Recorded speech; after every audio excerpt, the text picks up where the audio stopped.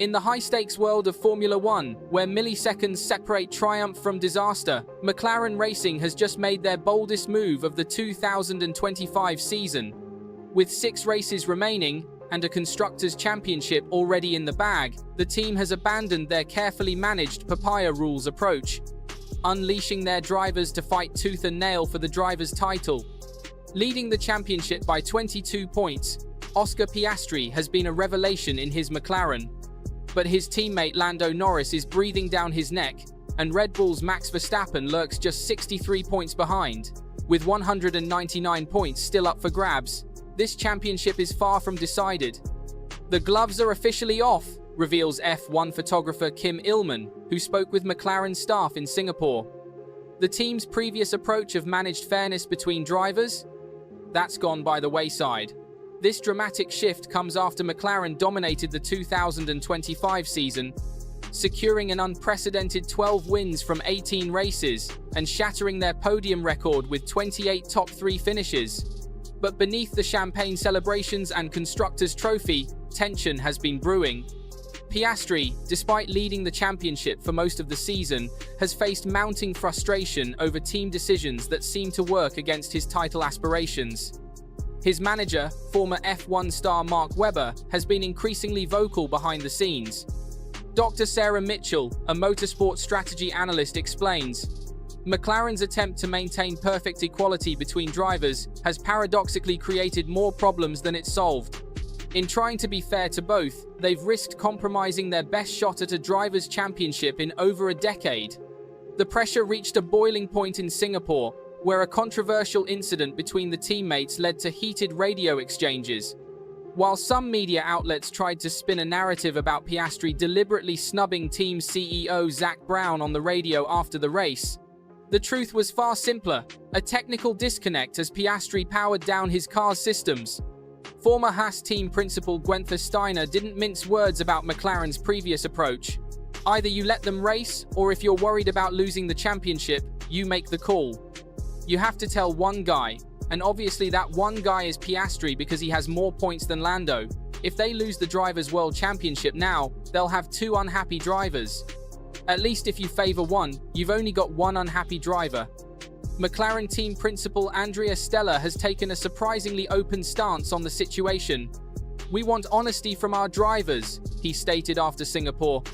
"When Oscar speaks his mind on the radio, that's exactly the character we need. These are world-class competitors fighting for a championship. We can't expect them to always play nice." The upcoming calendar only adds to the drama. The United States Grand Prix at Austin and the Brazilian Grand Prix at Interlagos both feature sprint races, offering additional points and opportunities for disaster. These shorter, more aggressive races could prove decisive in the championship battle. Veteran F1 technical director James Thompson offers insight. "Sprint races change everything. They're like throwing matches into a powder keg." With both McLaren drivers now free to race all out, these sprint weekends could either make champions or destroy title hopes in the space of 30 minutes. Sky Sports commentator Ted Kravitz has drawn pointed comparisons to McLaren's past. Even Mika Häkkinen and David Coulthard under Ron Dennis had clearer guidelines. Yes, they were told not to crash into each other, but they never had this complex web of giving places back and endless discussions about fairness. The old McLaren was ruthlessly efficient. This new, warmer approach has actually created more problems than it solved. The stakes couldn't be higher for both drivers. Piastri, leading the championship through consistency and brilliant racecraft, now has the freedom to defend his position without political considerations. Norris, having closed the gap in recent races, can finally unleash his full aggressive potential without fear of team repercussions. Racing analyst Maria Torres notes, "What we're seeing is a perfect storm. 2 incredibly talented drivers, both hungry for their first world championship, in the fastest car on the grid, with complete freedom to race each other." The next 6 races could redefine not just their careers, but their entire relationship as teammates. As tensions mount heading into the final stretch, the spotlight falls on McLaren's radical strategy shift. F1 strategy expert Michael Davidson observes, "We're seeing history repeat itself. When teams abandon carefully managed approaches this late in a season, it often leads to fireworks. The question isn't if there will be drama, but how much. The upcoming United States Grand Prix at Austin could prove particularly volatile. The Circuit of the Americas, with its challenging elevation changes and technical sections, has historically been a pressure cooker for teammate rivalries. Both McLaren drivers have shown exceptional pace there in previous seasons, with Norris securing pole position in 2024 and Piastri claiming his first F1 victory at the track. Austin's layout is unforgiving, explains former McLaren engineer Rachel Chen.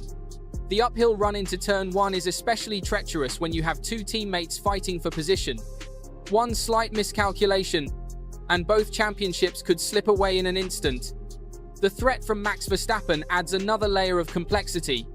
Despite McLaren's dominance, the three-time world champion has consistently maximized every opportunity, converting Red Bull's occasional pace advantage into crucial points. His presence lurking in third place means McLaren can't afford any costly mistakes between their drivers. The psychological warfare has already begun.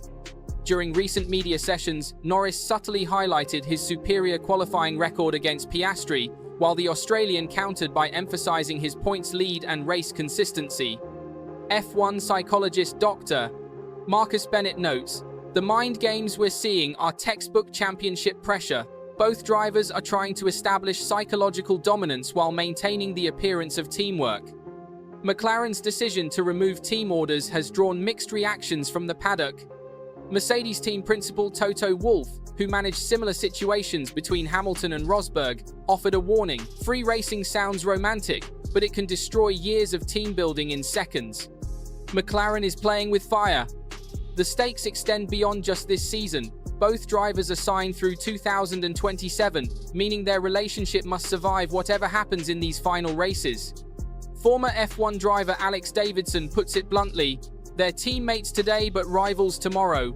How they handle this battle will define their dynamic for years to come." The pressure is particularly intense for Norris.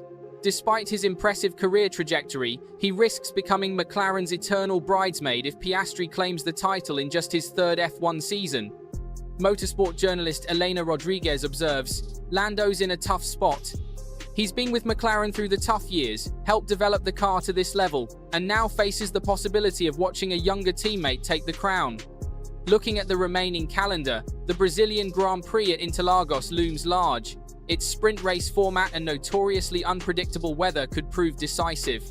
"Interlagos has a way of creating drama," says veteran race director Carlos Meira. "The combination of weather, a sprint race, and two teammates fighting for a title, it's a perfect recipe for chaos." McLaren's technical director James Key acknowledges the engineering challenges ahead. "We've developed the MCL 40 to be versatile, but these final tracks each present unique challenges. Our focus now is providing both drivers with absolutely equal machinery and letting them sort it out on track." The championship implications extend beyond just McLaren. A title for either driver would represent a changing of the guard in F1, marking the first time since 2016 that neither a Red Bull nor Mercedes driver claimed the crown. Sports historian Dr. Jennifer Walsh explains, "This could be a pivotal moment in F1 history. We're potentially witnessing the emergence of the sport's next great rivalry, right as the old guard begins to fade." As the F1 circus heads into these final crucial races, the stakes couldn't be higher. McLaren has the Constructors' Championship secured, but the real drama is just beginning. With both drivers now unleashed to fight freely, every practice session, qualifying lap, and race start carries championship implications. The question remains, can McLaren's new approach deliver a driver's championship, or will it lead to mutual destruction?